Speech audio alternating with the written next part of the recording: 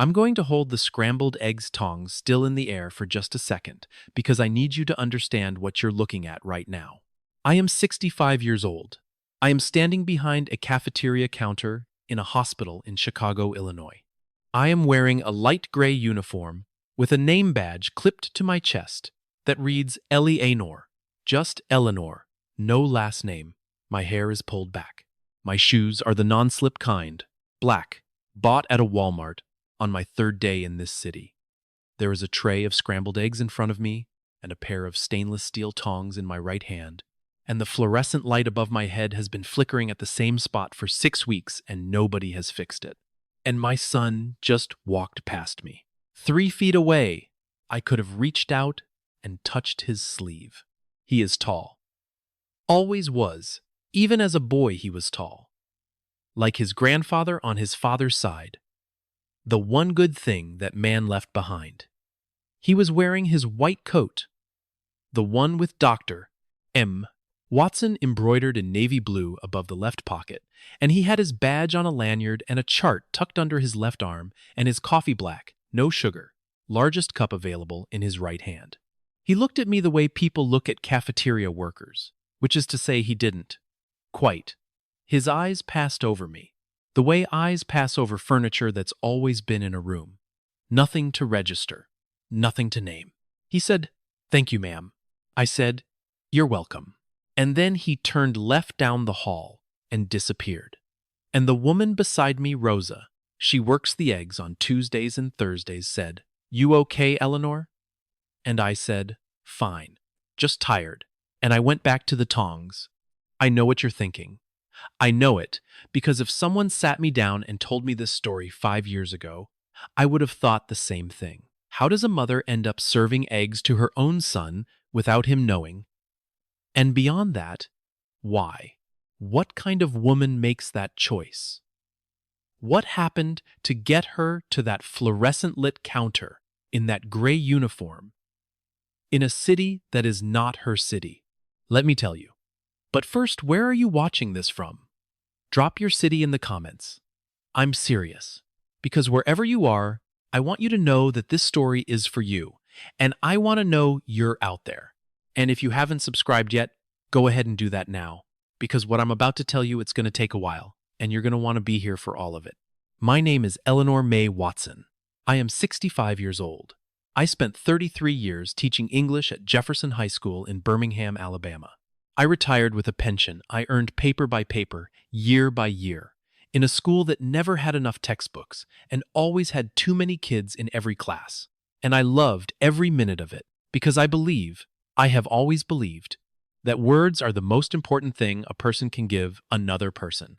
And I got to give them every single day. I raised my son Marcus alone. His father, I won't spend much time on him, left when Marcus was 4 years old. He left on a Sunday in October, and he did not come back, and I did not chase him. I had a 4-year-old boy who still needed breakfast made, and I made it. That was the choice I made that morning, and every morning after it. You move forward, or you don't move at all. Marcus Deshaun Watson. I named him for a great uncle on my mother's side, a man who worked 3 jobs his whole life and sent every one of his children to college and never once complained that it was hard. I wanted Marcus to have that name in his bones. I think it worked. That boy was driven from the moment he understood what the word meant. He wanted to be a doctor before he was 8 years old. He saw a surgeon on television, one of those medical dramas, the kind that aren't entirely accurate, but the image of it got into him and stayed. He came to me the next morning, at the breakfast table, and said, "Mama, I'm going to be a doctor." He said it the way you announce something that has already been decided, like he wasn't asking my opinion, like he was filing a report. I said, "I know, baby, eat your eggs." What I did not tell him, because he was 8 and didn't need to know, was that I had already started a savings account in his name, $20 a month. That was what I could do in 1989 on a first-year teacher's salary. $20 a month into an account I did not touch, ever, for anything, no matter how tight things got. And things got tight. There were Januaries where I tutored 4 days a week after school just to cover the electric bill. There were summers where I cleaned houses on Saturdays because the school district had cut summer pay.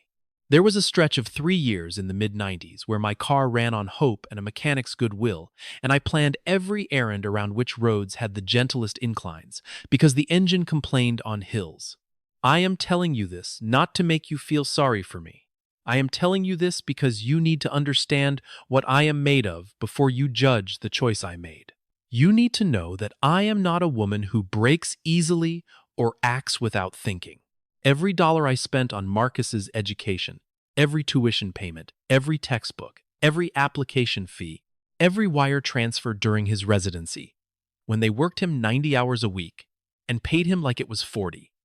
Every one of those was a deliberate act. I have the records. I have every canceled check going back to 1,998 inches a shoebox in my closet. And I kept them not because I expected to be paid back, but because I was raised to document the things that matter. Marcus became a surgeon. Not just a surgeon. He is the chief of surgery at Mercy General Hospital on the north side of Chicago. He is 43 years old, and he has his name on a door on the 8th floor, and he saves lives for a living, and there is not a day that goes by that I am not proud of that. Not one single day.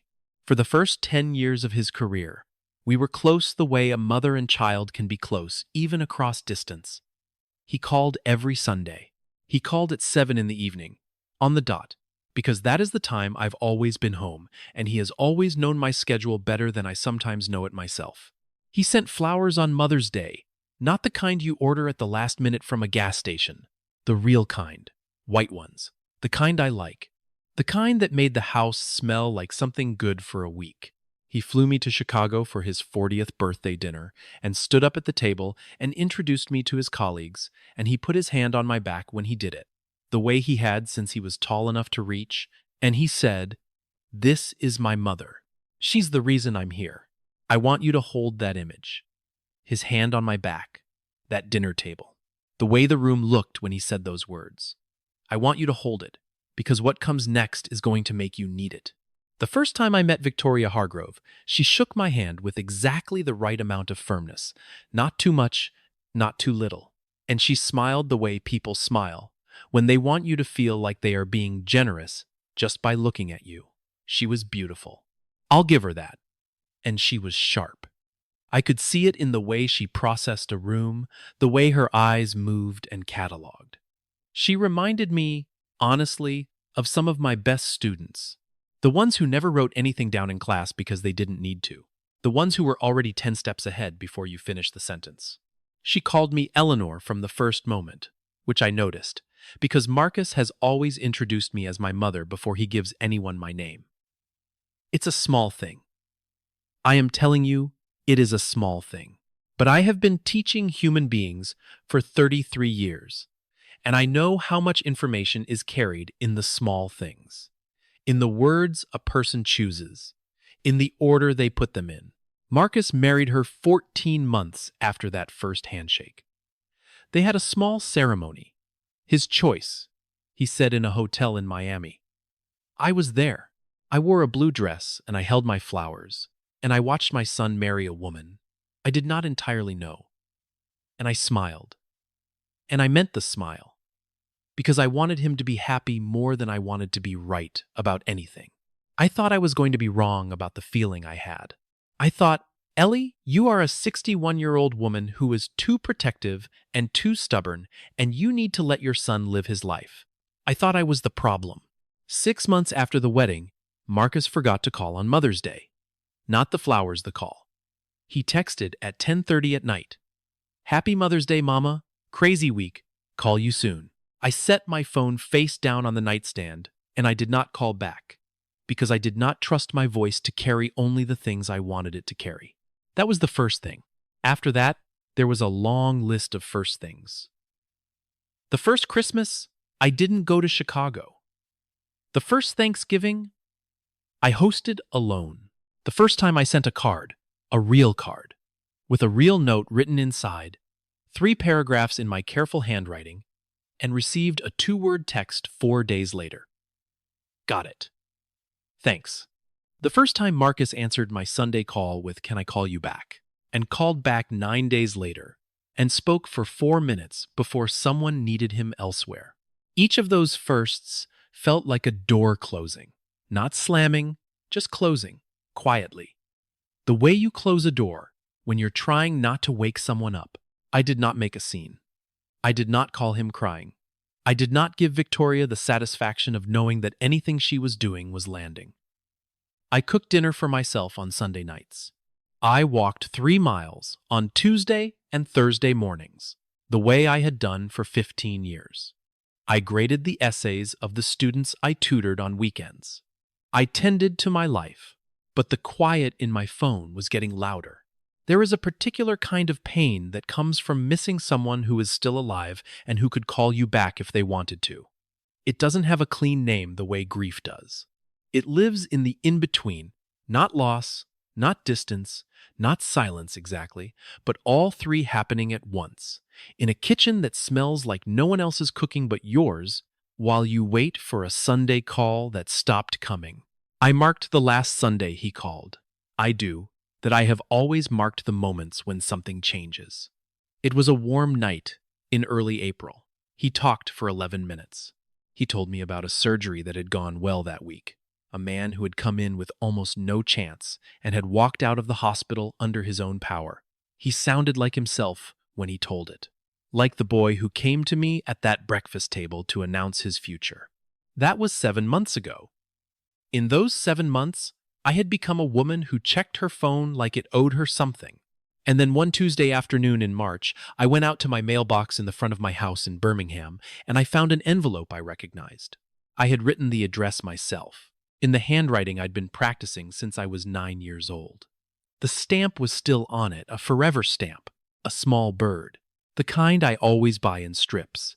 And across the front, in red ink, in the particular angular letters of a postal return stamp, were 2 words: "Return to sender." I stood at the end of my driveway for a long time. The envelope was still sealed. The birthday card I had chosen at the drugstore 2 weeks before the one I had stood in front of for 10 minutes, because it had to be right, because a card is a small thing that carries a large thing inside it, had not been opened. It had been sent back, intact, as if it had never arrived, as if I had never sent it. I looked at it.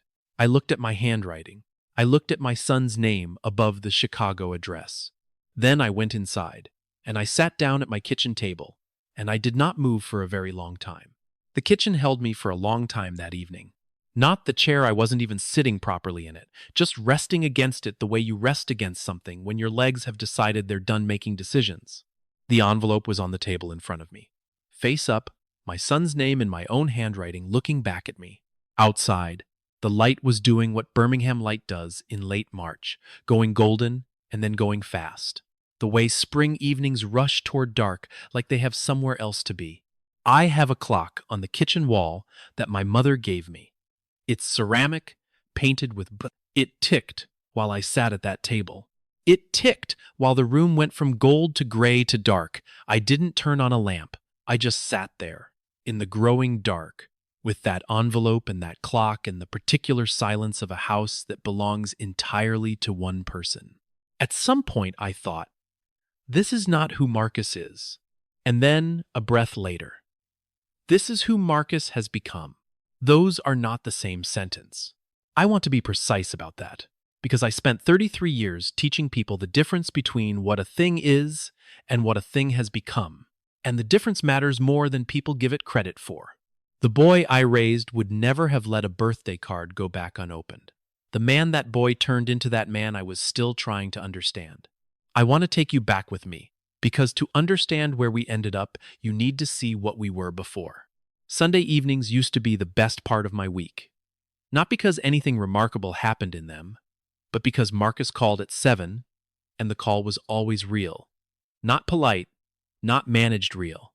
He would tell me about surgeries that had kept him awake the night before, not because they had gone wrong, but because they had gone right in a way he hadn't expected. And he wanted to talk through the particulars with someone who would listen without needing him to translate everything into smaller words. I don't have a medical degree. But I have ears that know how to hold what they're given, and Marcus had always known that. He would ask about my students, the ones I was tutoring, the ones I worried about, the ones who reminded me of him at 14, when he was all sharp angles and restless energy, and more capability than he yet knew what to do with. He would laugh at my stories. A real laugh. Not the short, managed sound people make when they're distracted. The kind that comes from the belly and takes a second to stop. He sent me flowers every Mother's Day without being reminded. White ones, always white, because white is what I like. And he knew that. The same way he knew how I took my coffee and what song made me cry. Every single time, without fail, and which side of the bed I slept on, even when I was somewhere new. Those are the things a child learns about a mother without meaning to. They absorb them the way they absorb a language, not by studying it, but by living inside it long enough for it to become part of how they hear everything else. His 40th birthday dinner, I've already told you about. His hand on my back. What I haven't told you is what he said when we were alone for a minute in the hallway outside the private dining room. Just the two of us, the party still going behind the closed door. He looked at me for a moment like he was trying to figure out how to say something he didn't quite have the words for. Then he said, "Mama, you should have had more. I'm going to spend the rest of my life making sure you get more." I told him I already had everything I needed. He shook his head. He said, "That's not true, and we both know it." He was right. But the fact that he knew it, that he could look at me and see past what I was willing to say out loud, that was what I needed more than anything he could have given me. That was the thing I held on to in the years that followed, when I needed something to hold on to. Victoria came 8 months after that birthday dinner. I'll describe her to you accurately, because she deserves accuracy, and because I am not interested in being the kind of woman who rewrites other women into monsters for the sake of a clean story. Victoria Hargrove was, and is, an intelligent and deliberate person. She grew up wealthy in a specific way that makes a person very careful about the arrangements of things, who sits where, who speaks first, whose name gets said, with which tone. She had impeccable taste, and she applied it to everything in her orbit, including Marcus. Including me. She never said anything sharp to my face. That's important to understand. It was never overt. It was the kind of thing that happens at the edges, a rearrangement, a replacement, a redirection so smooth you almost don't notice it until you're standing somewhere you don't recognize, wondering how you got there. The first time I visited Chicago after the wedding, I stayed in the guest room. The apartment was different. Not worse, necessarily, but cleaned of its previous personality. The furniture was new. The shelves had been reorganized. I walked past the bookcase where Marcus had always kept the framed photo from his 40th birthday, the two of us at the table, both laughing at something someone had said, and the space where it had lived was now occupied by a sculptural piece in white ceramic. Smooth and expensive, and saying nothing, I found my photo eventually, in the guest room, on the nightstand. As if it had been placed there specifically for me to sleep beside. I said nothing. I told myself it was her home too, and she had the right to arrange it as she pleased. And I believe that, and I still believe it. I am saying it now, not because it was wrong, but because it was information. The first in a series of pieces of information that I collected without meaning to. The way you collect evidence of weather, not because you're looking for a storm, but because your body already knows one is coming. "Oh, Eleanor, you really didn't need to bring food," said with a warm smile over the Tupperware container I had packed and driven 12 hours with. "We have a chef on Tuesdays and Fridays. But thank you." She called me Eleanor from day one. Always my full name, clearly and correctly pronounced. Never shortened, never warm. I watched her call Marcus's co-founder's wife by her nickname within the first 20 minutes of meeting her. She and that woman were texting each other by the time I drove back to Birmingham. Marcus, to his credit, did not notice. That is not an excuse. It is a fact that says something about love, about how the people we choose can occupy so much of our vision that we stop seeing the edges of what they're doing. The calls got shorter first, then fewer. The quality changed before the quantity did, and that was the thing that took me a while to name. He was still calling, but he was calling the way a person calls to confirm an appointment. Brief, efficient, checking a box. How are you? Good? You? Good? Work is busy. I know. I'll call next week. Okay. The first Christmas I didn't go to Chicago, Marcus explained it carefully. Victoria's parents were coming. The apartment wasn't large enough for everyone comfortably. Next year for sure. I cooked Christmas dinner for myself and brought a plate to Daria next door and watched the snow come down outside my kitchen window and told myself it was fine. It was fine. Lots of people spent Christmas differently as their children got older. It wasn't abandonment. It was just life rearranging itself. By the time the second Christmas came and went the same way, I had stopped using the word fine. But I want to tell you about Thanksgiving, because Thanksgiving is where I understand things fully. Not slowly, not in pieces, but all at once. The way you understand a picture when you finally step back far enough to see the whole frame. It was Marcus's house. He had invited me genuinely, warmly, a real invitation, with a real phone call in early October. I drove up on Wednesday. Victoria's parents arrived Thursday morning. Her father was a retired federal judge. Her mother wore the particular kind of jewelry that announces money without mentioning it. They were not unkind to me. They were simply very clear, in the way that very established people can be clear without saying anything directly, that the room arranged itself around them. Dinner was beautiful. Victoria had ordered everything from a restaurant that specialized in traditional preparation, which meant the food was technically correct and entirely without the accumulated memory that Thanksgiving food is supposed to carry. There was no recipe card with my mother's handwriting in the margin. There was no pan that had been used so many times its seasoning told its own story. There was just food, beautifully plated, that tasted like what it was. After dinner, Victoria's father took Marcus into the sitting room to talk about something real estate adjacent.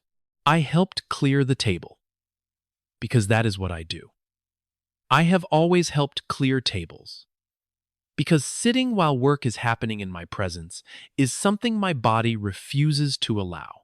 Victoria's mother sat and offered to keep me company, which I thanked her for, and I carried plates into the kitchen.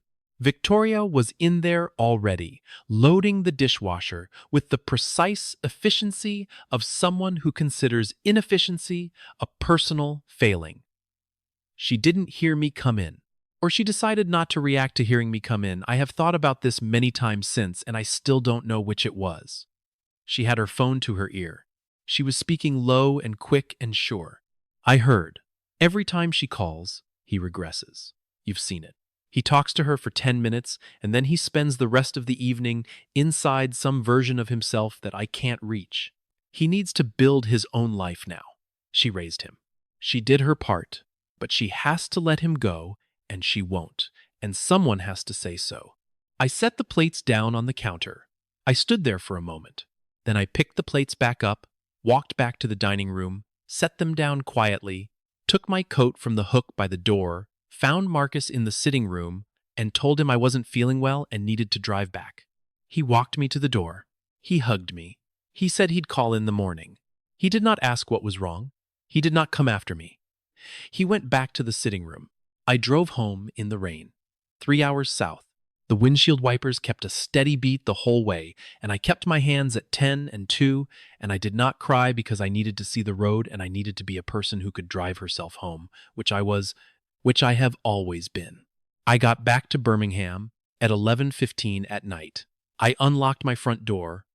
I went into the kitchen. I put the kettle on.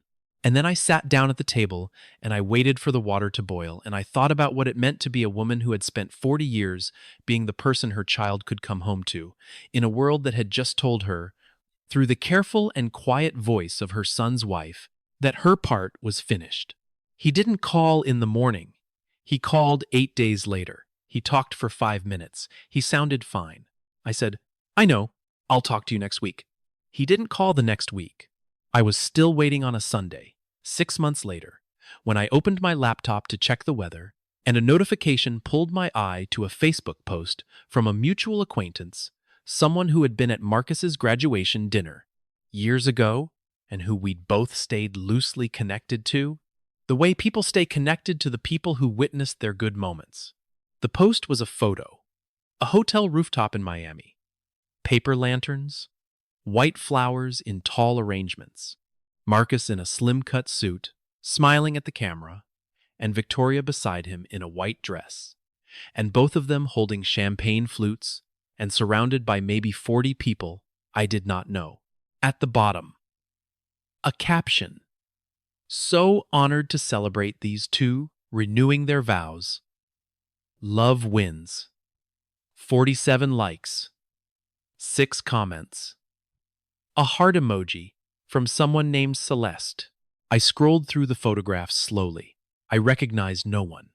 Not a single face from anything that had come before Victoria. Not a colleague I'd met.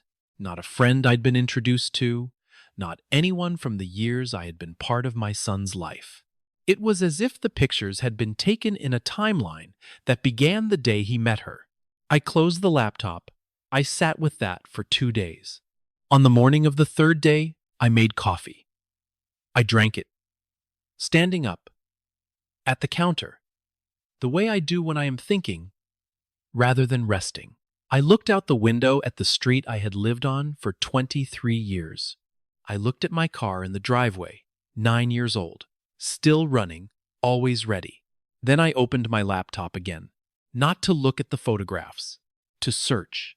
Here is what I typed into that search bar on a Tuesday morning in April, standing at my kitchen counter in Birmingham with a cup of coffee I hadn't touched. Mercy General Hospital, Chicago employment. That was it. That was the first thing. Not how do I reach my son or what do I do now. I was past those questions by then.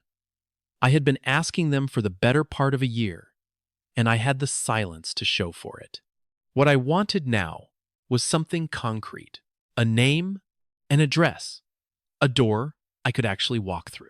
The hospital's careers page loaded in under 4 seconds. I scrolled past the listings for nurses and physicians and administrative coordinators until I found what I was looking for. Atlas Food Services, contracted provider, food service associate openings, multiple shifts available, no specialized experience required. Apply through Atlas directly. I clicked over to the Atlas website. I read the job description twice, the same way I used to read a contract before signing it. Not because I expected surprises, but because I believe in knowing exactly what you're agreeing to before you agree to it. Duties: food preparation support, serving, cleaning, restocking. Shift times: 5 a.m. to 1 p.m. or 1 p.m. to 9 p.m. Pay: listed as competitive, which in my experience means they'll tell you the number when they've already decided they want you. Requirements: food handler's certification, which I could obtain in an online course over a weekend. Background check: 2 references. I had taught high school English for 33 years. I had references going back to 1986 if I needed them. I got my food handler's certification on a Saturday in April. I passed the online exam with a score of 94.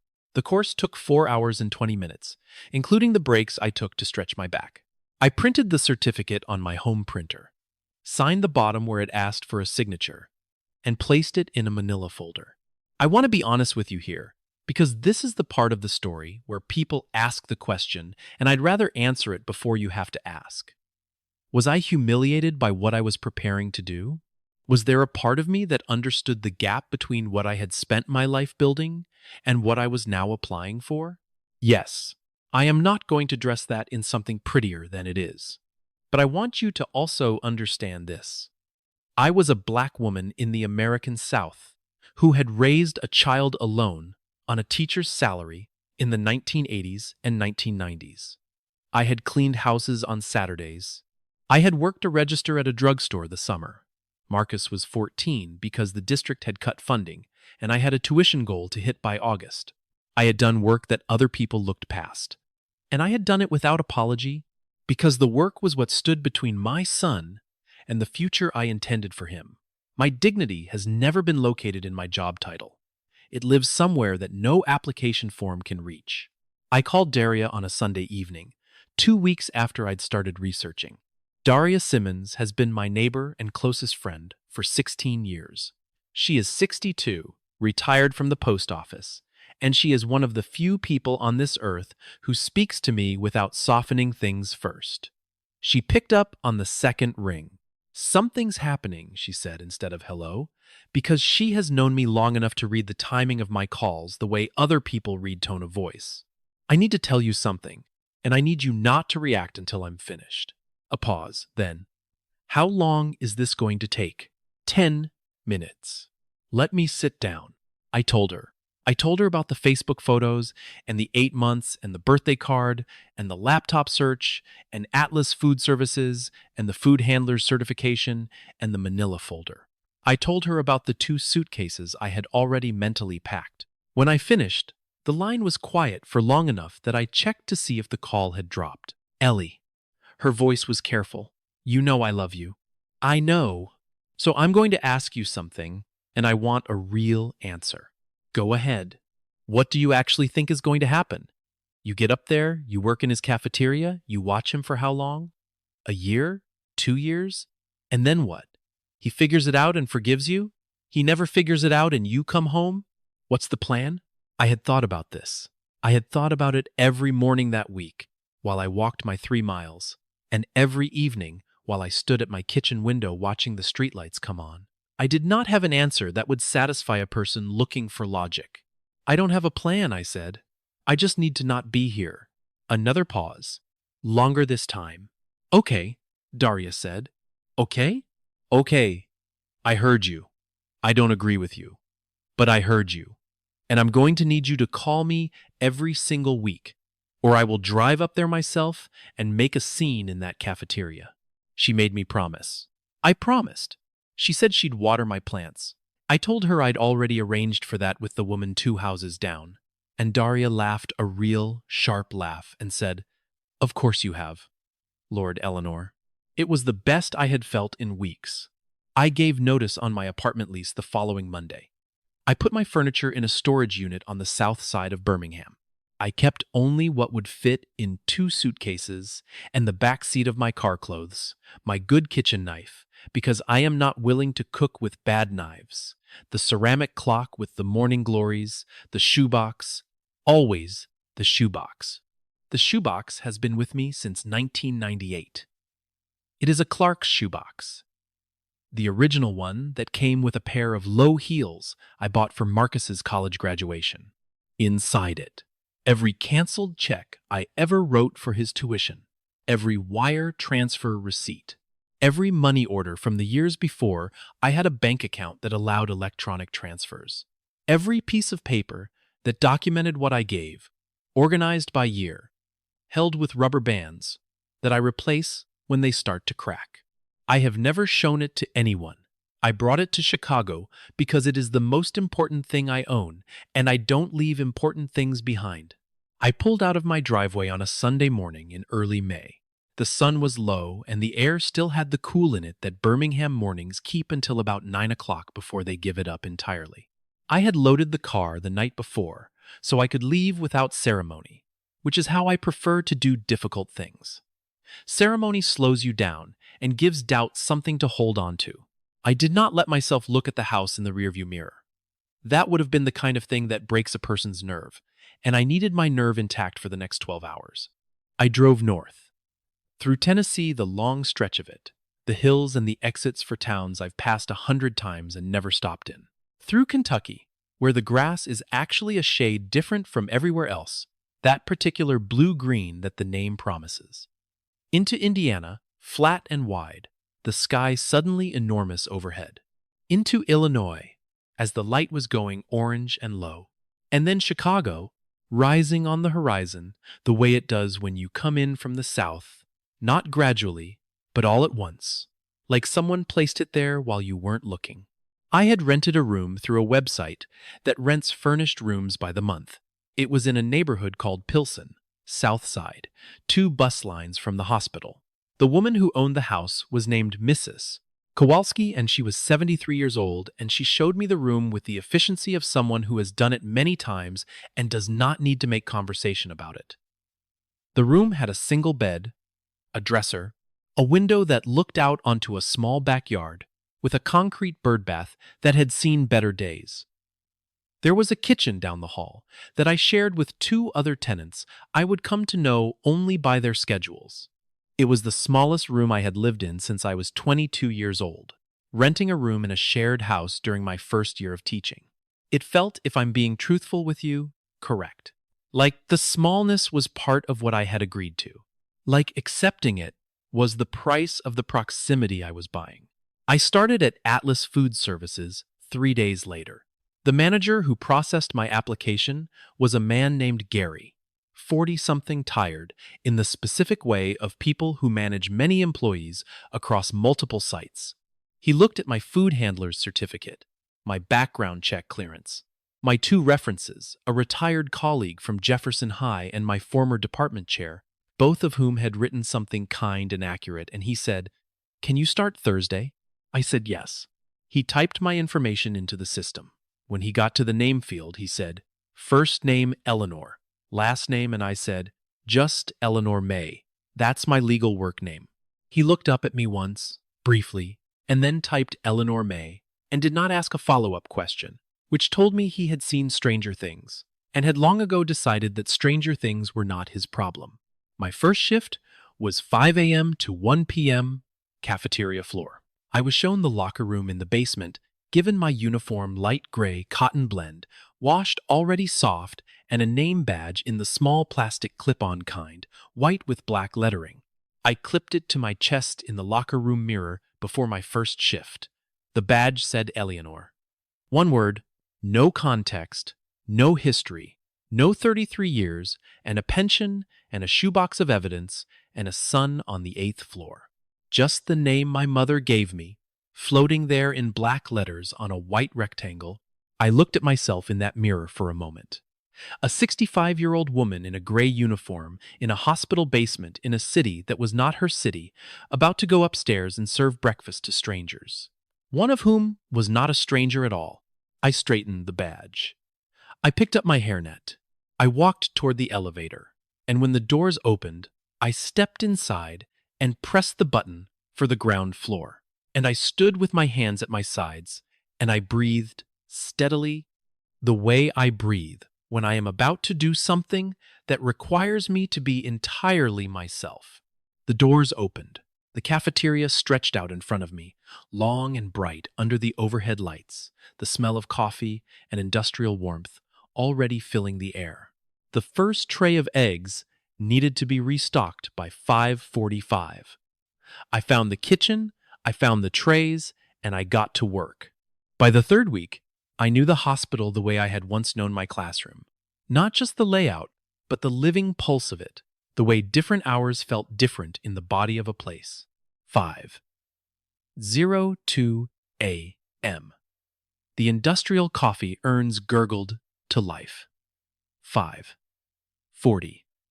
The first delivery cart from the kitchen rolled through the swinging doors, smelling of butter and steam. 6:00. The early surgical team came through in 1s and 2s, still carrying the particular quiet of people who have not yet spoken to anyone this morning and do not especially want to. 6:15. The volume doubled. The hospitalists came down from the floors. The residents arrived in clusters, talking fast, already calculating the distance between where they were and where they needed to be in 40 minutes. 7:00 sharp. A brief lull. The cafeteria exhaled.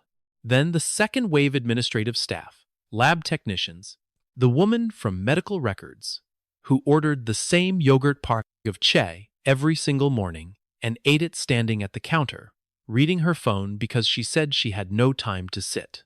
And somewhere inside that 6 window, every morning, my son, I learned his pattern within the first week. He came through on the left side of the cafeteria, not the main entrance, but the side one.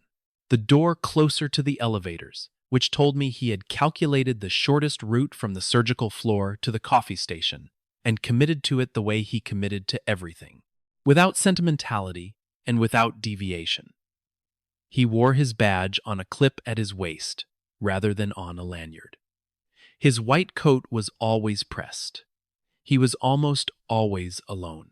I will not pretend this was easy to watch. There is a specific kind of grief that comes from seeing someone you raised looking like they have forgotten what rest feels like. Not the grief of loss, which has a clean edge, but the grief of witnessing, which is slower and does not have anywhere to go. His face had thinned since I'd last been close to it. There were lines near his eyes that weren't there at his 40th birthday dinner.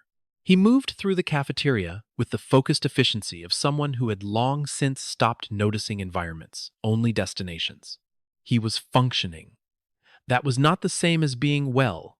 I knew the difference because I had watched this same person at 7 years old after his father left, going to school every morning and completing his assignments and eating his dinner and answering every question that was asked of him.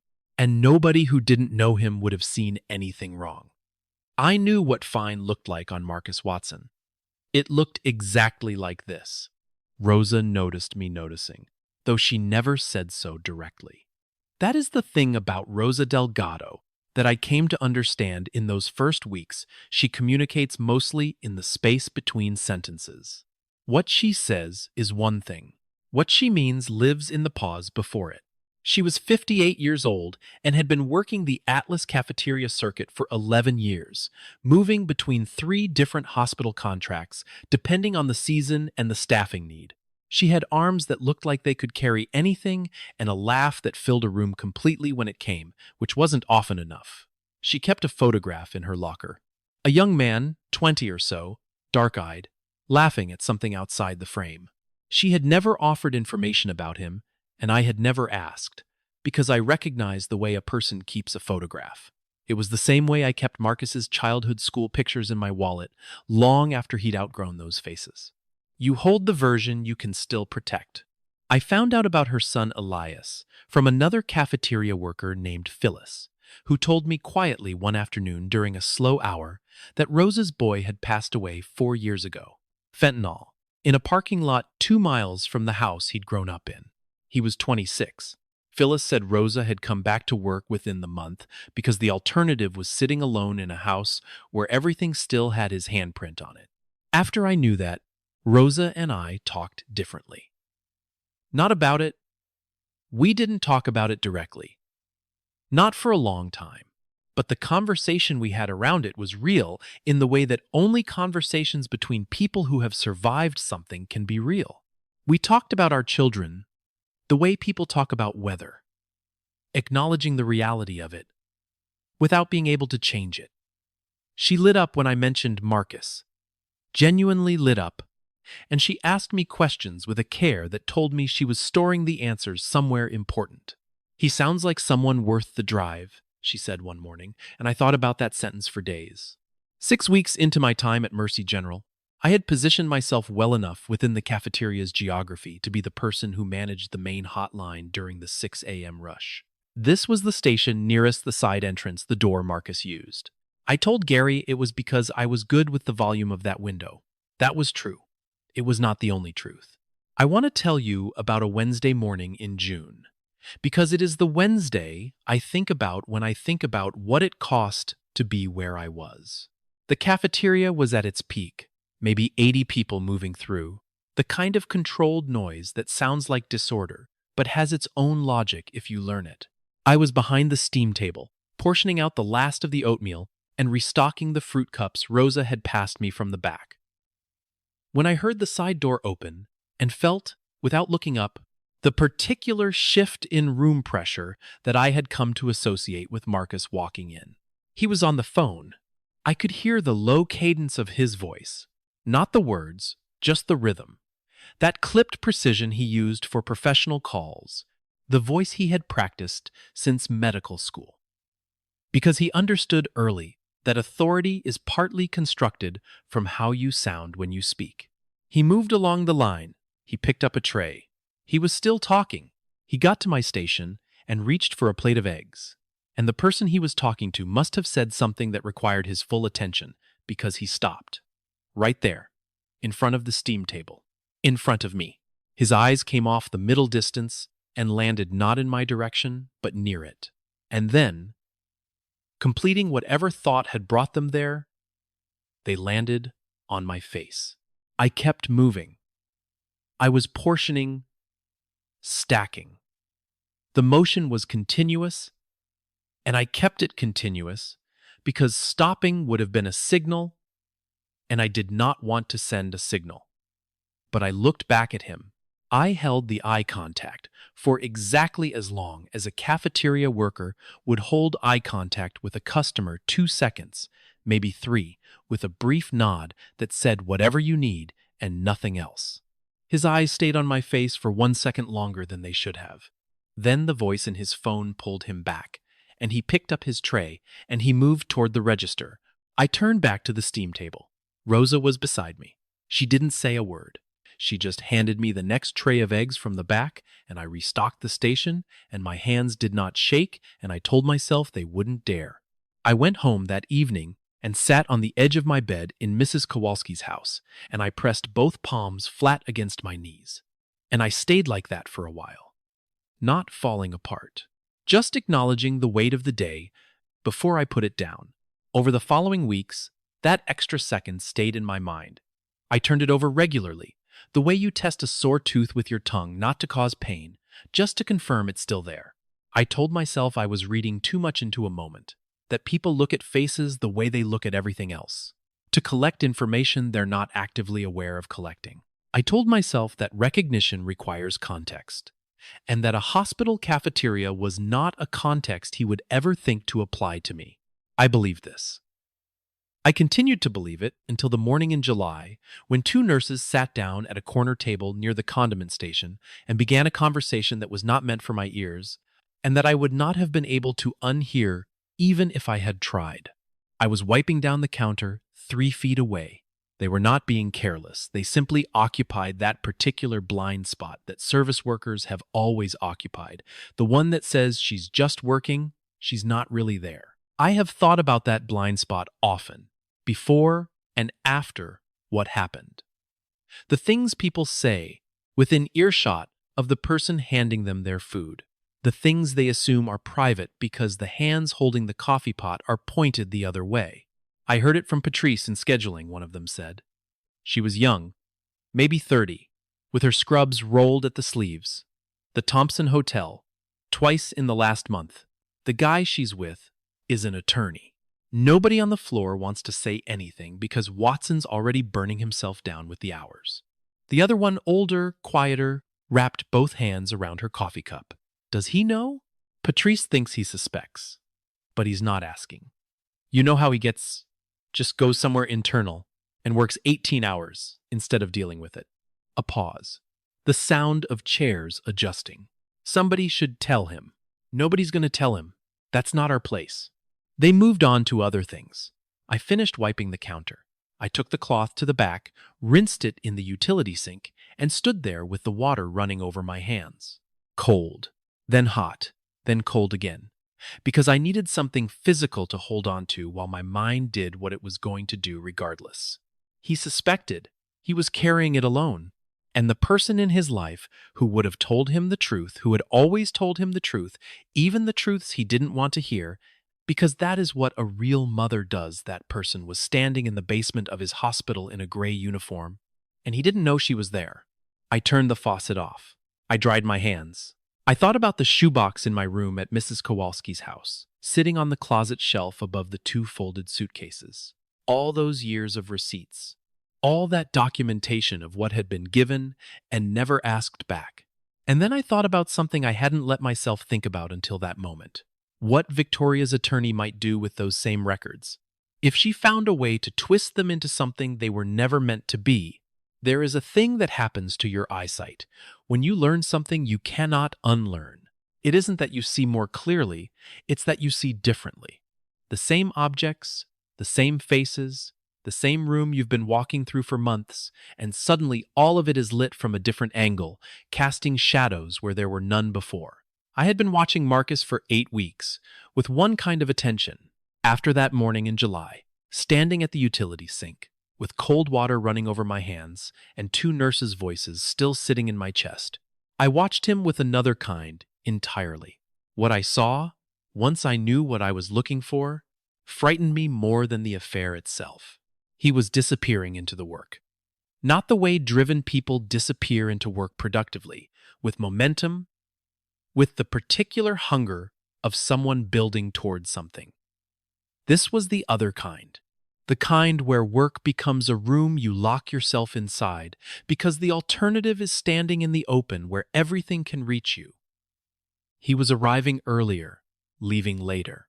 The staff spoke about him in the lowered voice people use when they're worried about someone they respect too much to approach.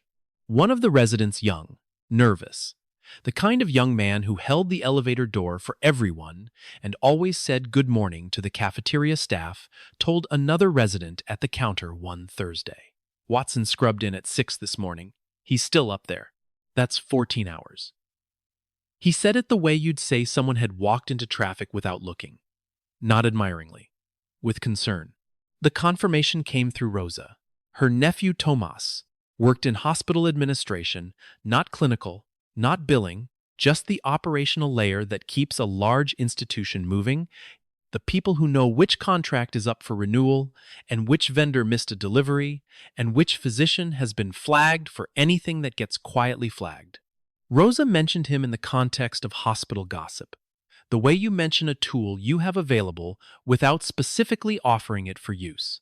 But she brought me his information one morning in late July, with the careful neutrality of someone who has decided something on your behalf and is now presenting you with the outcome. He says the rumors are solid, she told me. Both of us facing the prep counter, our backs to the cafeteria floor.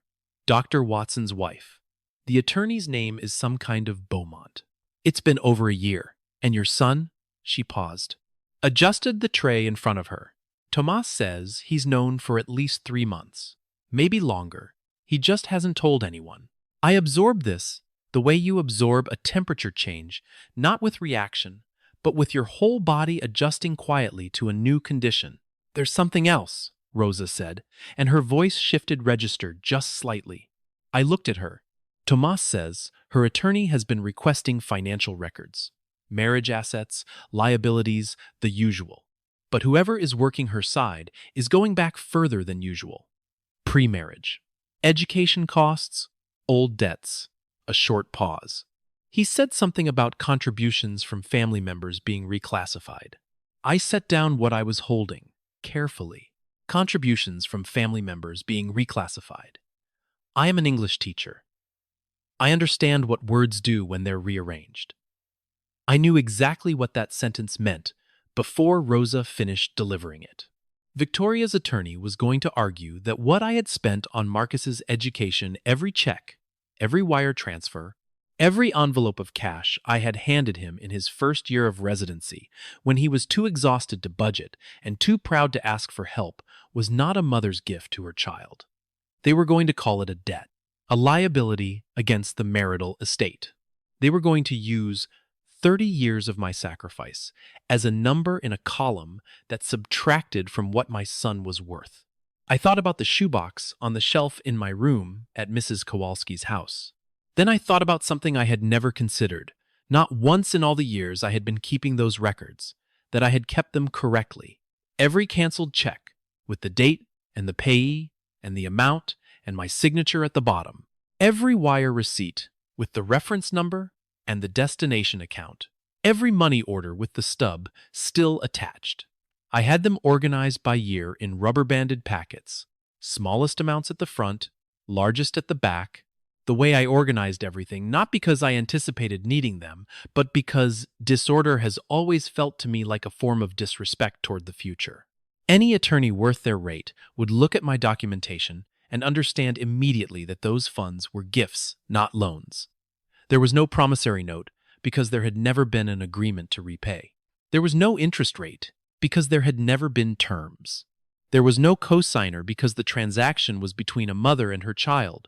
I could prove all of this in writing going back to 1998 and the proof would hold because it was true. What I could not prove, what no document in that shoebox could address, was whether my son knew his wife was building a legal structure around the architecture of his childhood, using the years I had spent keeping him alive as material for her exit strategy. That was the question I turned over in August, when the days ran long and the cafeteria stayed busy, and Marcus moved through his shifts like someone navigating familiar rooms in the dark. I want to tell you about the night I came closest to telling him. It was a Tuesday in early September. I was closing out the late portion of a split shift Gary had needed coverage, and I had agreed, which gave me access to hours I didn't usually see. By 11 at night, the cafeteria had thinned to almost nothing. The lights were dimmed over the dining area. The kitchen crew was breaking down the hot line for the night. I was wiping tables, the kind of task that requires your hands and leaves your mind free to go wherever it chooses, which is not always a gift. I heard the side door open. Marcus came in alone, not in his white coat he'd shed it somewhere upstairs, just in his scrubs and his badge clipped at the waist and the face he wore when he thought nobody who knew him was watching. He got a glass of water from the self-serve station. He sat down at a table in the middle of the room. Not a corner, not against a wall, the middle, as if he hadn't made a decision about where he was going, just stopped when his body said stop. He set the water down, and he placed both hands flat on the table in front of him, and he looked at nothing. I had a pan of cornbread in the kitchen. I'd made it that afternoon during a slow hour because the recipe is in my hands, the way certain things are in your hands. It doesn't require thinking, just the muscle memory of having done it enough times that your body takes over. I hadn't made it for any particular reason. I make cornbread the way I walk in the mornings, because it is what I do, because the doing of it keeps something important in order. I cut a square. I put it on a small plate. I carried it to the counter nearest his table. "On the house, doctor?" I said. The same words I'd read in the part 5 of my own internal script 100 times, the ones I'd told myself I might never say. I said them the way you say something you've rehearsed so many times it comes out sounding natural. He looked up. His eyes were exhausted in the specific way of people who have been awake not just in their body but in their mind, which is the more tiring kind. He looked at the plate, then at me, briefly. A glancing look. The kind that registers without examining. Almost a smile. Not quite. Something that remembered how. "Thank you," he said. I went back to wiping the far tables. I kept my back to him.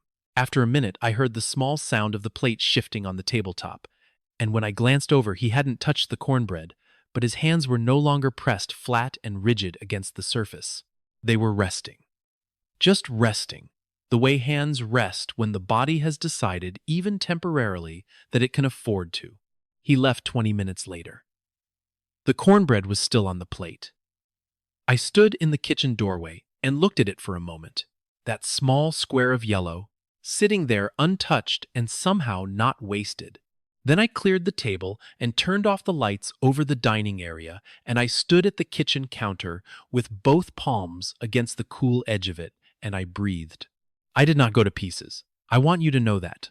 Not because I didn't feel the weight of what had just happened, a mother sliding cornbread to her son who didn't know her, across a cafeteria counter, in a city she'd driven 12 hours to inhabit anonymously, but because going to pieces was a luxury I hadn't budgeted for. What I felt instead was something harder to name. Not grief exactly. More like the particular ache of being very close to something you love, and understanding that closeness and distance can occupy the same 3 feet of air. The weeks after that night shifted in texture. I carried more now. The affair, the legal strategy, the image of his hands, going still on the plate of cornbread, the shoebox on the shelf. My own question, which had grown louder, when and whether and how. When did I reveal myself? Whether it was my place to insert my knowledge into a situation I had chosen to observe from the edges? How could I be the person who handed him the truth about his wife without also handing him the truth about where I'd been for the last 2 years? And how would he receive both truths simultaneously. Would one cancel the other? Would he hear the information? Or would he only hear the betrayal? I ran the variables the way I ran everything methodically, at the kitchen table in Mrs. Kowalski's house on my days off, with a cup of coffee and a notepad, not writing anything down, just thinking with the pen in my hand the way I always had, since graduate school, since the first years of teaching, when I needed to work problems out in the physical presence of something I could hold. Every version of the conversation I imagined arrived at the same point. His face. The moment of recognition. And after that, I couldn't see what came next, because I didn't know, and I am honest enough to admit when I don't know. Rosa asked me once, in October, what I was waiting for. We were stocking the breakfast line before a shift, and she said it the way she said most things quietly, without looking at me, her hands busy with something else, as if the question were incidental. I told her I wasn't sure I had the right to make the decision for him. She was quiet for a moment. Then, "You drove 12 hours and passed a food certification exam. You already made the decision. You're just waiting for the moment." I didn't answer her. But I thought about what she'd said every day, through the rest of October and all of November and into December, which was the coldest December Chicago had seen in 6 years, the kind of cold that sits in your bones by the time you reach the bus stop and doesn't leave you until you're back inside somewhere warm. I was still turning over Rosa's words on the first morning of February, when the temperature dropped to 4 degrees and the roads outside Mrs. Kowalski's house were the color of iron, and the weather alert on my phone said conditions were dangerous for travel. I thought, nothing is going to happen today. Today is a day for staying still and waiting. I had been wrong before, but I had never been this wrong. At 11:31 that night, Chicago was making the particular sound it makes in deep February, which is not silence exactly, but something close to it, the kind of hush that comes when cold has compressed everything down to its minimum. I was in the back of the cafeteria kitchen, finishing the last of the closing tasks, wiping down the prep surfaces, logging the temperature readings for the overnight storage, collecting the trash bags from the 4 bins along the east wall. The building was quieter than it ever was during daylight hours, and that quiet had weight, the way cold always has weight, pressing down on the top of things. The intercom crackled on at 11:47. "Attention all available staff. Mass casualty activation. Code orange. All non-clinical personnel report to designated support stations." Repeat. Code orange, all available staff. In 16 months at Mercy General, I had never heard those words over that system. Not once.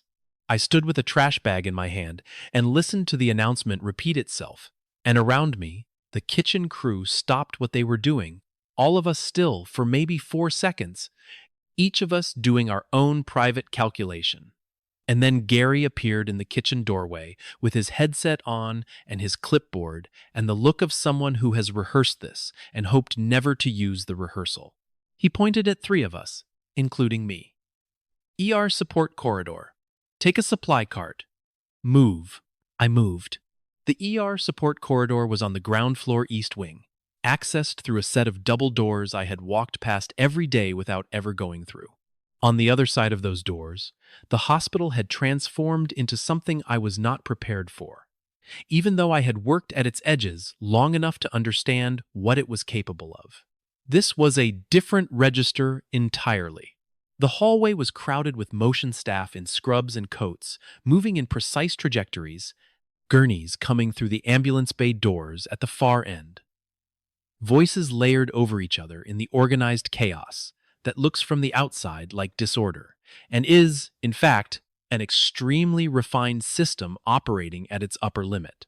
The cold came through every time the bay doors opened. Real cold, not the temperature-controlled version inside the 4-degree February air off Lake Michigan, carrying with it the faint smell of exhaust and something metallic that I did not want to name.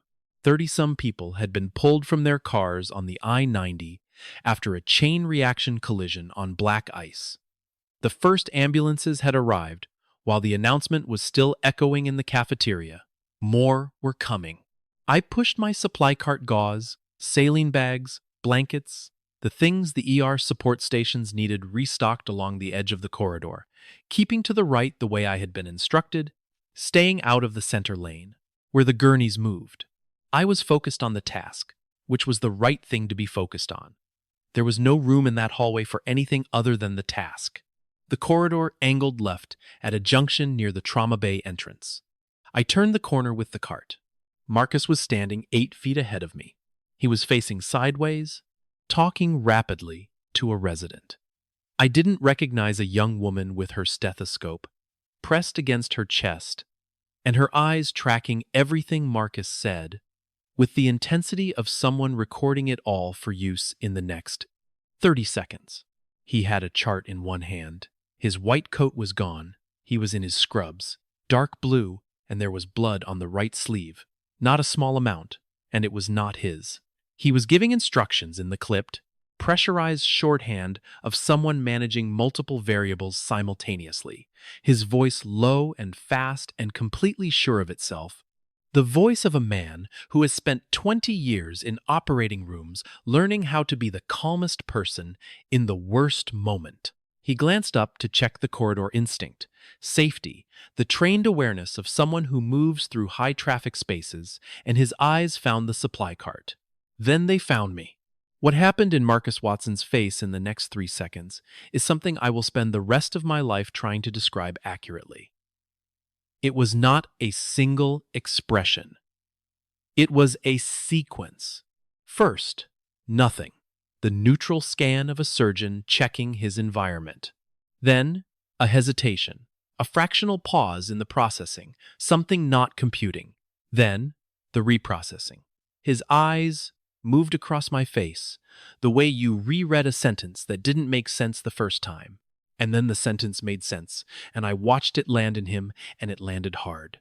He said, "Mom?" His voice came out stripped of everything professional. No authority, no compression, no surgical calm. 2 letters and a consonant. And underneath them, the voice of a boy who still lived somewhere behind the chief of surgery. The way the original structure of a building still exists behind whatever has been built over it.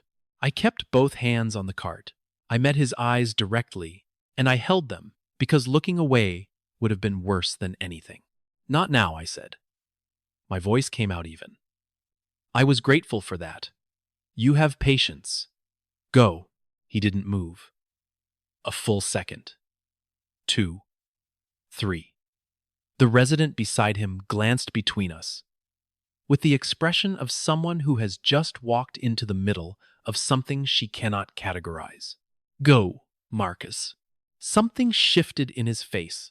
Not resolution, not understanding, just the override. The part of him that was a surgeon before he was anything else, the part I had watched him build from the ground up over 40 years, took precedence the way it always had, the way it needed to. He turned back to the resident. He finished the instruction he had been giving. He moved toward the trauma bay, but his shoulders were different. That is the only way I can put it. When he had walked into my field of vision a minute ago, he carried himself the way he had for months forward-leaning, braced, the posture of someone managing an enormous internal weight while also managing everything external. When he walked away from me toward the trauma bay, something in the set of his shoulders had come down half an inch. Not relief, not yet. Not in the middle of a mass casualty event with patients arriving every 7 minutes. But something adjacent to relief. Something that happens in a body when it understands at a level below conscious thought that it is not entirely alone. I pushed the cart to the supply station at the end of the corridor. I unloaded what was needed. I went back for more. I did this for 3.5 hours without stopping, and I was good at it. Because being useful in a crisis is a skill I developed in the first years of single motherhood and have not lost since. At 2:20 a.m., the ambulance bay doors stopped opening. The last of the arriving patients had been triaged. The hallway, which had been running at full pressure for over 2 hours, began to decompress in the gradual way that emergencies decompress, not all at once, but in stages. The voices dropping in volume and frequency, the gurney traffic thinning, the overhead lights seeming slightly less aggressive than they had an hour ago. I took my cart to the supply room at the east end of the corridor, a long, narrow room with metal shelving on 3 walls and a single overhead bulb and the smell of industrial cleaning products and packaged gauze. I started restocking the shelves from what remained on my cart. It was the kind of task that required counting and placement, but not thinking, which suited me. My mind had been conducting its own operation since that corner junction, running a process I hadn't authorized and couldn't stop replaying his face, the sequence of expressions, the moment the sentence made sense to him, the 2 syllables he'd said before anything else. Mom. Not Eleanor. Not ma'am. The way he'd addressed me for 16 months at the cafeteria counter without knowing what he was saying. Mom. First word out. Before surprise. Before questions. Before anything trained or managed or professionally appropriate. I stood in that supply room, and I let that word sit in my chest where it had landed, and I did not try to move it anywhere. The clock on my phone said 3:47 when I heard footsteps in the corridor outside slow down. Not stop immediately slow. The deliberate deceleration of someone who has located what they were moving toward and is now making the transition from searching to arriving. They stopped outside the supply room door. I had known from the moment I pushed that cart through the double doors and felt the February cold and the controlled chaos and understood that the building had shifted into something that reorganized all its usual arrangements. I had known that the night would not end the way other nights had ended, that the supply room and the time and the distance I had maintained for 16 months had a limit I was about to reach. The footsteps stopped. The door didn't open yet. I set down the box of gauze rolls I was holding. I turned to face the door. I put my hands at my sides, not clasped, not pressed against anything for support, just at my sides, open, the way you stand when you are ready to receive whatever is coming and have decided, somewhere between the corner junction and this moment, that you are done with the work of not being found. The door opened without a knock. He stepped in, and the first thing I noticed was that he had washed his hands. The blood was gone from his sleeve too, or he had changed into a different set of scrubs. I couldn't tell which. His badge was still clipped at his waist. His face had the particular blankness of someone who has just spent hours at maximum output and is now running on the last reserve, the kind of energy that doesn't feel like energy anymore, just forward motion held together by obligation. He looked around the supply room briefly, the metal shelving, the single overhead bulb, the supply cart still half unloaded, and then he looked at me. He did not sit down immediately. He stood in the center of the narrow room with about 4 feet of space between us. And for a moment, neither of us said anything. Not an uncomfortable silence. Something more like 2 people arriving at the same place from very different directions and needing a second to confirm they were, in fact, in the same room. Then he turned and righted an overturned supply crate near the shelving unit and sat on it. He laced his fingers together and looked at the floor between his feet. And he waited. I understood that he was giving me the first word. That was a courtesy, and it was also, I recognized this from raising him, a form of self-protection. He had always processed better when he heard the full version of something before he responded. He was the child who listened to entire explanations before asking a single question. He became the surgeon who reads the complete chart before entering a patient's room. He was doing what he had always done, opening space for the truth to arrive at its own pace. So I told him, I did not perform it. That is the thing I want you to understand. I had told this story inside my own head so many times, across so many mornings and late shifts and bus rides and sleepless hours at Mrs. Kowalski's kitchen table, that by the time I was standing in that supply room saying it out loud, all the drama had been worn off it. What was left was just the sequence of facts, delivered in the order they happened, without editorializing. The birthday card, the Thanksgiving evening, what I heard, through the kitchen door. The Facebook photographs, the decision, the food certification, the drive, the first shift, the name badge. 16 months. The cornbread. I told him about the cornbread last, because it was the smallest thing and also the most true, and I wanted him to have it after everything else had already been laid down, so he could understand what it meant. I said, I didn't know what else I could give you that you would actually take. So I gave you that. He had not looked up from the floor during most of what I said. When I finished, the supply room was quiet enough that I could hear the distant sound of the hospital returning to its nighttime register. Softer voices, fewer footsteps, the baseline hum of a building running on reduced power. He said, I didn't know you were here. A pause. Then again, not louder but slower, each word arriving separately. I didn't know you were here. He wasn't saying it to me. He was saying it to himself, working out what it meant. Not the logistical fact of it, but the weight underneath. That every morning he had walked through that cafeteria, every cup of coffee he had picked up from that counter, every time he had moved through those hallways at 6 a.m., still half inside whatever he was trying not to think about, she had been there, 10 feet away, sometimes 3, handing plates to the people around him, watching without being seen. He lifted his head and looked at me. His eyes were red at the edges. Not from crying, not yet, but from hours of surgical light, and the kind of tiredness that lives behind the eyes rather than in them. Why didn't you tell me? He said.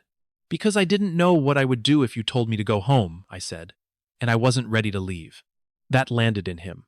I could see it land. I gave him a moment with it. Then I said what I needed to say next, because we were in a supply room at 4 in the morning, and neither of us had the luxury of approaching things gradually. I told him about the attorney, about what Rosa's nephew had heard regarding the financial records, the reclassification, the word contributions being reframed as something owed. I told him that his wife's legal team was constructing a version of his past in which I watched his jaw tighten, not in anger at me at the shape of it, at the architecture of what was being built around him. I have every record, I told him. Every check, every wire, every receipt, going back to 1998. None of it was ever a loan. There was never an agreement. There were never terms. Any attorney who looks at my documentation will see that in the first 10 minutes. I know, he said. I know you have the records. A small exhale. You've always had the records.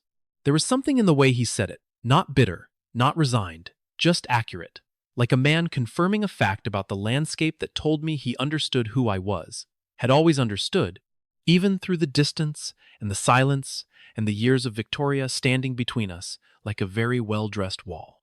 Tell me about Victoria, I said. He was quiet for a long time, long enough that I thought he might not answer. He looked at his hands, the surgeon's hands, the ones I had watched develop their steadiness over decades, the hands that had been shaking slightly on his coffee cup on the mornings I had catalogued them from behind the steam table. I know, he said finally. I've known for about 3 months. He paused. Maybe longer, if I'm being honest. I just didn't want to say it out loud because once I said it out loud, I would have to do something about it, and I didn't. I couldn't figure out who to call. He stopped. Then, I thought I had burned everything down. Everyone who knew me before, I just let it all go quiet.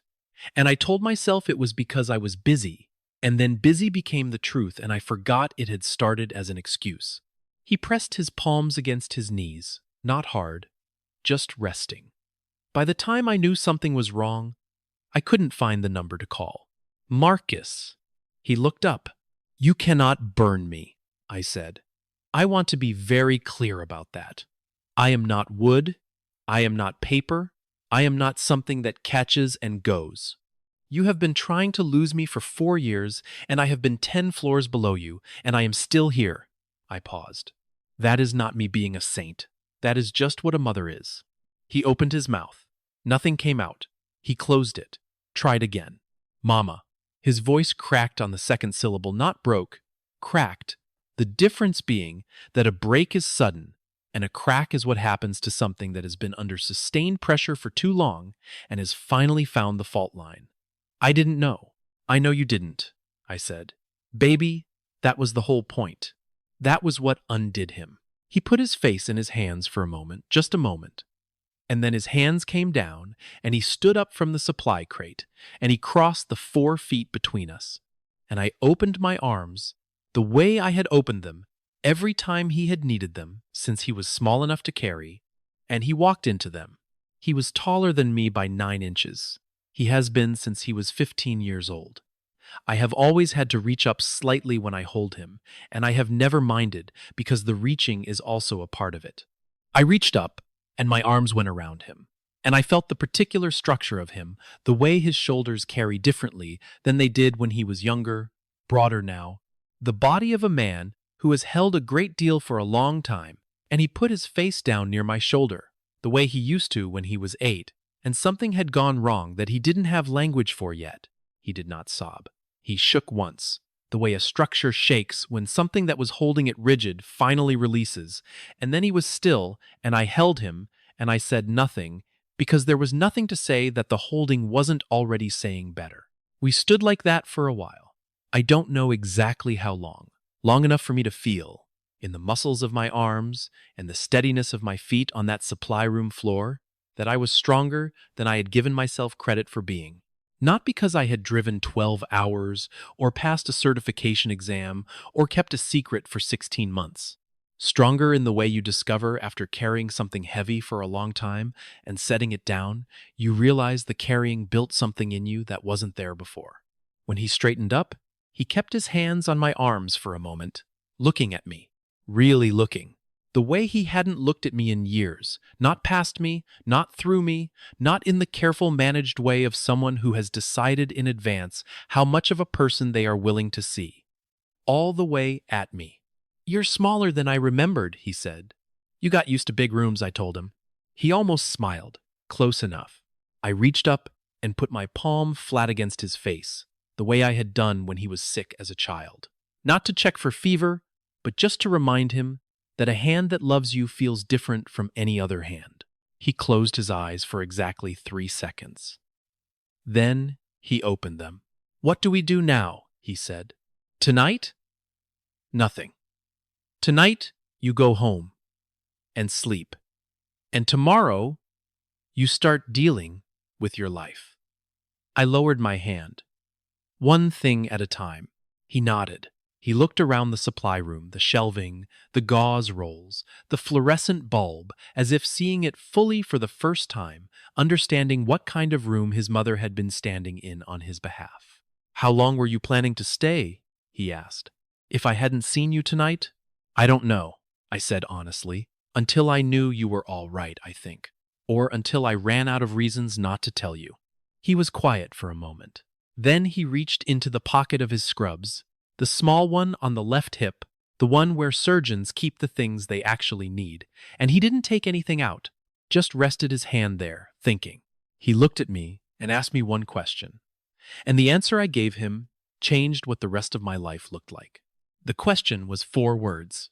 Mama, do you want to go home? He asked it quietly, standing near the supply room door with his hands in his pockets, looking at me the way he used to look at me when he was a boy, and asking something that actually mattered to him. Not the face he showed the world, not the professional composure, just the real thing underneath. He asked it like the answer genuinely might go either way, and he was prepared to accept whichever direction it landed. I took my time with it. I thought about my furniture in the storage unit on the south side of Birmingham. I thought about the morning glories on the ceramic clock, wrapped in a moving blanket between 2 boxes of books. I thought about Daria next door, watering my plants every 3rd day the way she'd promised, probably talking to them the way she talks to everything she tends.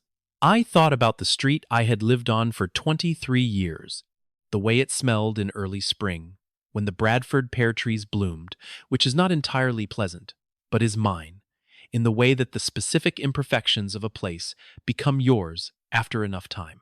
Yes, I told him, but not yet. Those were the 5 words that changed what came next.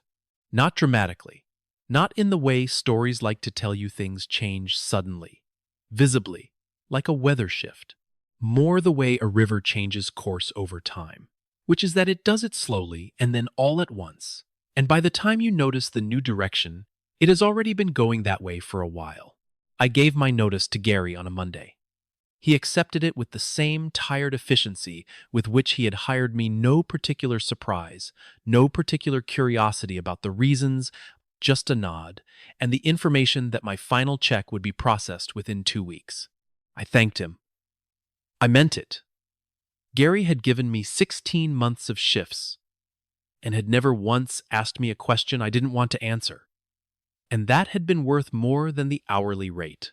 I spent my last 6 weeks in Chicago, not in Pilsen and not in Mrs. Kowalski's house. Marcus had a spare room, his apartment, the one in Buckhead, that Victoria had stripped of whatever had made it feel inhabited, had been returned, through the logistics of separation, to a place where certain things could be put back. I did not redecorate. I did not rearrange. I brought my 2 suitcases and the ceramic clock, and I set the clock on the kitchen windowsill, and I let the room be what it was. Every evening before I went to bed, I cooked dinner. I left it on the counter, covered with a dish towel.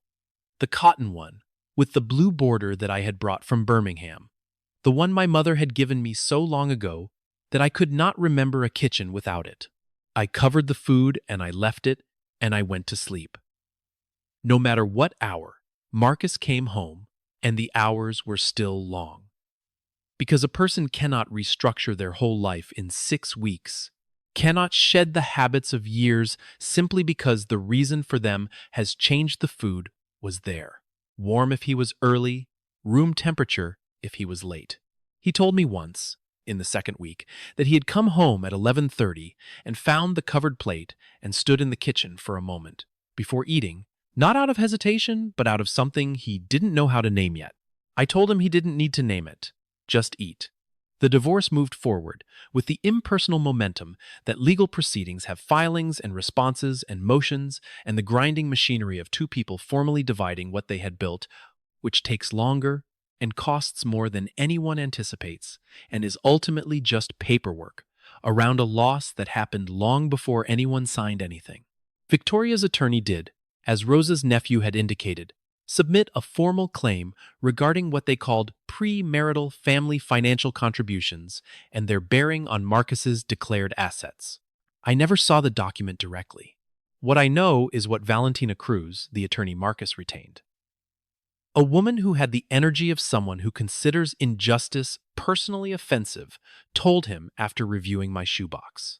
She called it, apparently, one of the most complete personal financial documentation packages she had encountered in a family law case. 31 years of records, organized by year, every instrument of payment included, no gaps, no ambiguities, no promissory note anywhere in the collection, because there had never been one, no interest schedule, no repayment terms, nothing that looked, even at its most aggressive interpretation, like anything other than a mother paying for her child's future, because she had decided that was what her money was for. The claim was dismissed. I allowed myself, privately, on a Tuesday afternoon in March, approximately 45 seconds of satisfaction about this. Then I went back to peeling the sweet potatoes I was making for dinner. I left for Birmingham on a Sunday morning in late April. The city was different in spring, less iron gray, more open, the lake showing blue through the gaps in buildings when the wind came from the right direction. I loaded my car the same way I had loaded it 11 months earlier.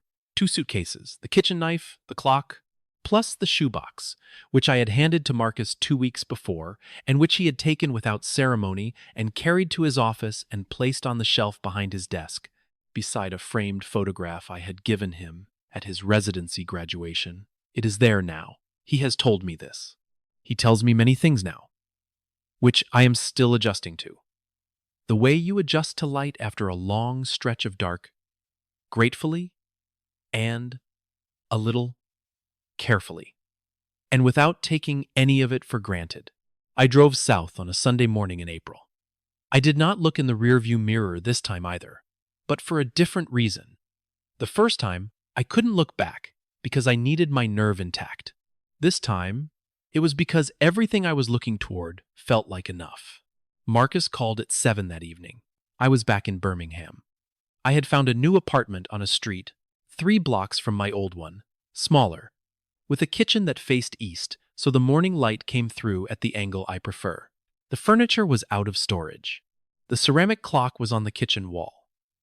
The phone rang at 7 on the dot, and I picked it up, and he said, "Mama, you make it back okay?" He has called every Sunday since. Without exception. Not a text to cover the gap. Not a 2-word confirmation that the week existed a real call. Real minutes. Real voice. The full weight of a conversation between 2 people who have agreed, without quite saying it aloud, that the silence is finished. He tells me about cases that kept him in the operating room until midnight. He tells me about a junior resident he's mentoring who reminds him of himself at 28, which he says with the specific mixture of pride and alarm that comes from recognizing yourself in someone younger. He tells me small things what he made for dinner, something he heard on the radio, a question that came up during rounds that he found himself thinking about on the drive home. He calls me Mama. Every call, at least once. Not Mom, not Eleanor, not the careful managed distance of the years when Victoria was the architecture of his world. Mama, the word I taught him before he knew what words were, back when language was still just sound and warmth and the face of the person who showed up every morning. I want to tell you something before I go, because this is the part of the story that isn't about Marcus and isn't about me, but about what I saw from the inside of that cafeteria for 16 months. And I think you need to hear it. Rosa Delgado got the Atlas supervisor position. I wrote the letter before I gave my notice 1 page. Specific, truthful, based on 11 months of working beside someone who understood her job better than most people understand anything they do. I mailed it to Gary's supervisor. I did not tell Rosa I had written it. She found out after she got the position, and she called me in Birmingham on a Saturday morning and she said, "Eleanor May, I know what you did." I said, "You would have gotten there anyway." She said, "That's not the point." She was right. It isn't. The point is that someone saw her and said so in writing to the people with the authority to act on it. That is a very small thing that costs almost nothing. I am telling you this because I watched Rosa work for 11 months, and I watched the hospital staff walk past her every morning the same way Marcus had walked past me. Not unkindly, not with malice, just with the practiced inattention of people who move through spaces that someone else maintains, and have learned, without noticing, that they learned it to expect the surfaces clean, and the trash emptied, and the floors mopped, without having to think about where those conditions come from, or who makes them possible. There are more than 2 million people working custodial and food service jobs in American hospitals right now. Most of them earn less than $16 an hour. Most of them have no paid sick leave. Most of them clean the rooms where other people recover from surgery and go home to families who ask how they're feeling, while the person who wiped down the bed rail and emptied the biohazard bin takes 2 buses home and starts again at 5 in the morning. I was one of them for 16 months. Not because I had to be. I had my pension, I had my savings, I had a son who was a millionaire before he was 40. I was one of them because I chose to be, for my own complicated reasons. And that choice gave me a view I did not have before and cannot unknow now. When you get close to the ground, when you are the person with the cart, the tray, the mop, the clipboard, checking temperatures on the storage unit, you see the actual architecture of a place. Not the official version, the one presented from the lobby or the executive floor.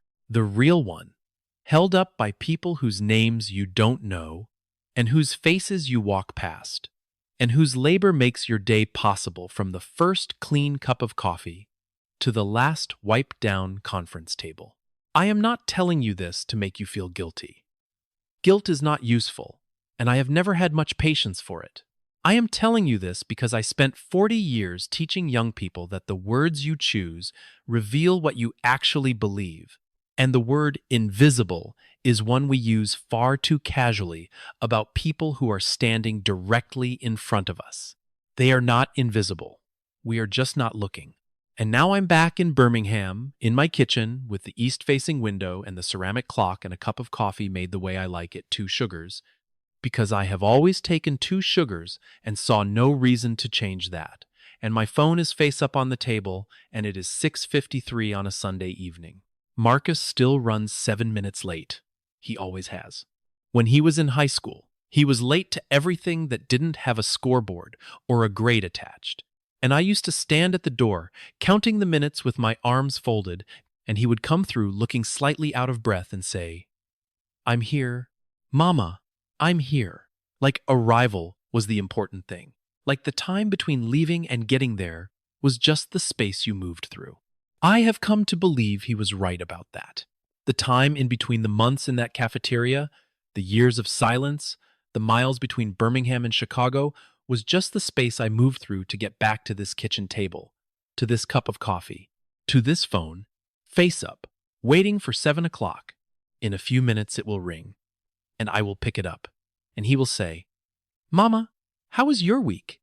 And I will tell him, if this story reached something in you today, if you found yourself in it somewhere, in Eleanor or in Marcus or in the quiet of a Sunday that didn't have a phone call in it, I want you to do one thing before you go. Not subscribe, not share, though I hope you'll do both. Just one thing. Think of the person who would drive 12 hours for you without being asked, and then make the call, not the text, the call, because some things deserve a voice. Drop in the comments and tell me, when was the last time someone showed up for you when they didn't have to? I read every one, and I will see you in the next story. The Invisible Made Visible. Eleanor's lesson on presence and worth. I spent 16 months serving scrambled eggs in a hospital cafeteria in Chicago, invisible to my own son, the chief of surgery, who walked past me daily without recognition. Not because I had to, but because I needed to be close to him. I needed to know he was okay. But what I discovered in that gray uniform, under those fluorescent lights, was something far more important than proximity to my son. I learned that invisible does not mean insignificant. 2 million people work custodial and food service jobs in American hospitals. They earn less than $16 an hour. They have no paid sick leave. They clean the rooms where others recover, wipe the bed rails, empty the biohazard bins, and disappear. We do not see them because we have learned not to look. But they are not invisible. We are simply not looking. I taught English for 33 years. Words matter. The word invisible matters. When we use it to describe people, we are not describing reality. We are describing a choice we make. A choice to look past. A choice to not acknowledge. A choice to let someone labor unseen. Here is what I know. Marcus called every Sunday at 7 o'clock. The same time, the same voice. "Mama, how was your week?" That call, that real voice. Those real minutes healed years of silence between us. Make the call, not the text, the call. Someone is waiting for your voice. Do not let them serve you eggs without knowing you see them.